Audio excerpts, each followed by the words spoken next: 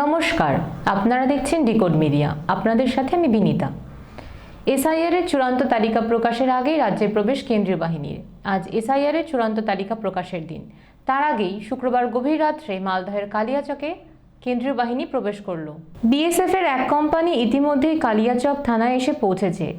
কালিয়াচক থানার পুলিশের সাথে তারা চৌরঙ্গি সহ বিভিন্ন এলাকায় টহল দেয়।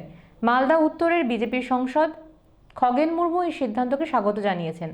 তার মতে, কেন্দ্রীয় বাহিনী ছাড়া এই রাজ্যের নির্বাচন সুষ্ঠুভাবে সম্পন্ন হয় না। তিনি স্বতঃস্ফূর্ত নির্বাচনের জন্য প্রতিটি বুথে কেন্দ্রীয় বাহিনীর উপস্থিতির দাবি জানিয়েছেন। কেন্দ্রীয় বাহিনী আসছে, আমি এখানে সেই জন্য স্বাগত জানাবো। কেন্দ্রীয় বাহিনী ছাড়া এখানে নির্বাচন স্বতঃস্ফূর্তভাবে হতে পারে না, ফ্রি ফেয়ার ইলেকশন হতে পারে না। সেই জন্য কেন্দ্রীয় বাহিনী পর্যাপ্ত পরিমাণে থাকা দরকার। এবং কেন্দ্রীয় বাহিনীকে যেভাবে এখানকার তৃণমূল কংগ্রেস সরকার তারা যেভাবে ব্যবহার করে, তাদের বাইরে রাখেন। আমি অনুরোধ করব যে আমাদের স্বরাষ্ট্রমন্ত্রীকে এবং নির্বাচন কমিশনের কাছেও আমার অনুরোধ থাকবে, যাতে কেন্দ্রীয় বাহিনী বুথের মধ্যে যাতে থাকে, বুথ যাতে সুরক্ষিত হয়, বুথের মানুষ যাতে তাদের ভোটাধিকার প্রয়োগ করতে পারে, এই আবেদনটাই আমি রাখবো। শুধু বাংলা নয়, পুরো রাজ্য জুড়েই অশান্তি ছাড়া নির্বাচন প্রক্রিয়া সম্পন্ন হয় না। স্পর্শকাতর বুথগুলিতে কেন্দ্রীয় বাহিনীর উপস্থিতি চান বলে জানিয়েছেন মালদা দক্ষিণের কংগ্রেস সাংসদ ঈশা খান চৌধুরী। দেখো, আমাদের বাংলাতে আমরা যতবার ইলেকশন করেছি তো অশান্তি হয়। মানে আমাদের রাজ্য হচ্ছে অশান্তি ক্যাপিটাল। গোটা রাজ্যের কথা বলছি, একটা ডিস্ট্রিক্ট না।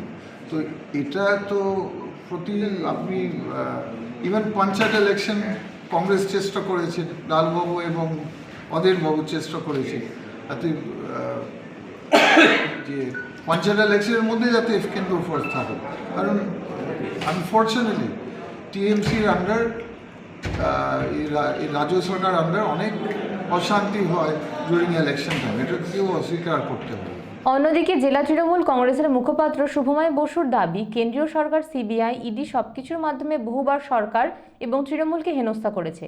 এবার সরকার কেন্দ্রীয় বাহিনীর ব্যবহার করছে বলে কটাক্ষ করেছেন তিনি। বিজেপি সিবিআই ইডিকে দিয়ে আগেও আমাদের পশ্চিমবঙ্গ সরকার এবং তৃণমূল কংগ্রেসকে অনেক চমকিয়েছে।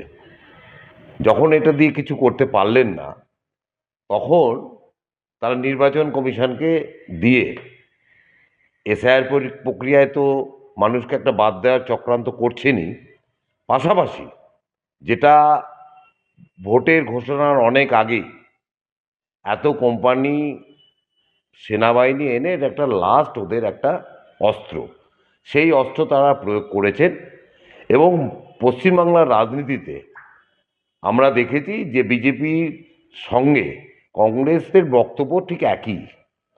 তো সুতরাং কংগ্রেস এখানে যে বিজেপির দোসর, এটা বলতে সবাই জানে, এটা এই ব্যাপারটা সবাই জানে।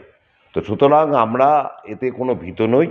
মানুষকে যদি নির্বাচন কমিশনের মাধ্যমে স্বতন্ত্র করা হয়, তৃণমূল কংগ্রেস কিন্তু ছেড়ে কথা বলবে না।